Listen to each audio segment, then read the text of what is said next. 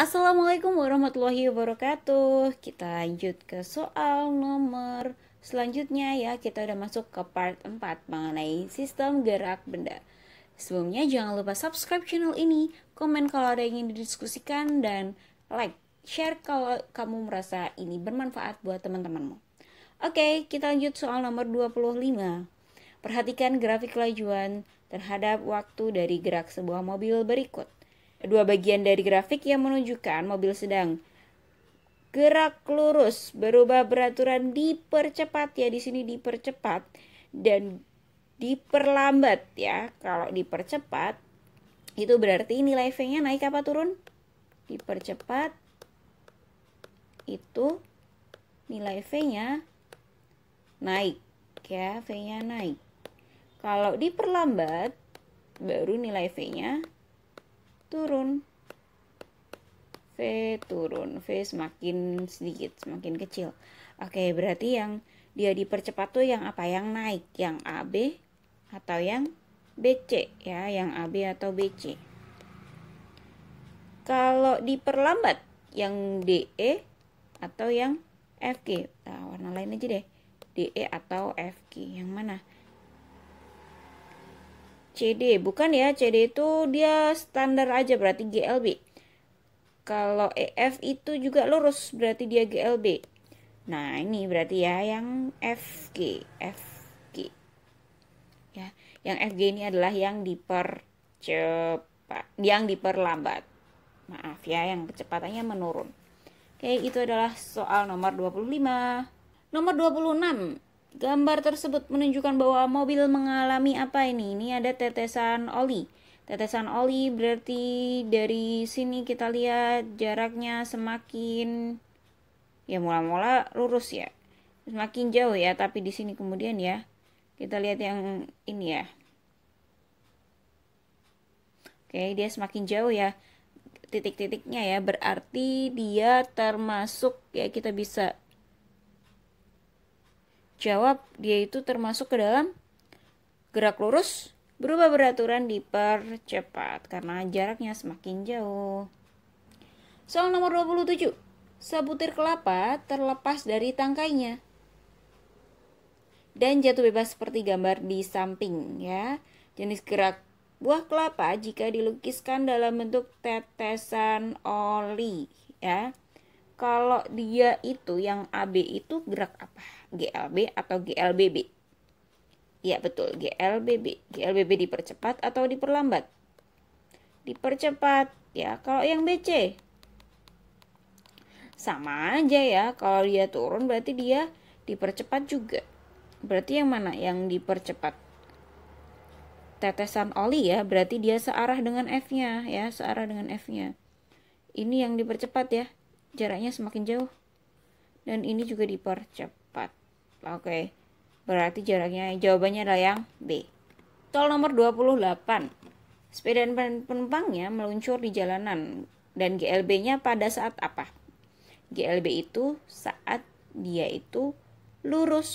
Berarti yang kondisi BC. Gampang ya. Kalau yang AB ini apa? AB dia menurun, berarti dipercepat. Kalau yang CD? Yang CD juga menurun, berarti dia dipercepat. Oke, jelas ya nomor 28 ya. Kita lanjut. Nah, sekarang sudah masuk ke materi tentang gaya ya. Urutan gaya yang bekerja pada anak panah dilepaskan dari busur panah oleh pemanah adalah ya. Kalau kita ngelepas pemanah dari busurnya ya. Yang pertama kali bekerja adalah ada gaya otot ya. Otot kita tuh kerja dulu. Habis itu apa? Habis itu adalah gaya pegasnya ya. Pegas dari busur itu bekerja. Baru ada gaya gravitasi. Oke ya, berarti kerjanya harus urut ya. Otot kita kayak narik dulu, narik panahnya. Kemudian si busur panahnya itu ada proses pegasnya, baru meluncur, ada gravitasinya. Berarti jawabannya adalah yang A. Jangan sampai terbalik. Soal nomor 30. Pernyataan yang benar mengenai gaya yang mana ini ya? Ada gaya dapat berupa tarikan atau dorongan, apakah betul? Betul ya, gaya itu bisa tarikan, bisa dorongan. Apakah gaya dapat mengubah massa benda? Massanya. Iyakah massanya dapat berubah? Enggak ya, jadi gaya itu dia kalau kita gambarkan kaitannya sama massa itu adalah A sama dengan sigma F per M. Nah, di sini nilai massa ini adalah tetap, tidak berubah-ubah. Yang berubah apa? Gayanya dan juga A-nya atau kecepatannya. Berarti dia tidak dapat mengubah massa benda. Bisa nggak dia mengurangi kecepatan benda? Tentu bisa, karena di sini ada A ya.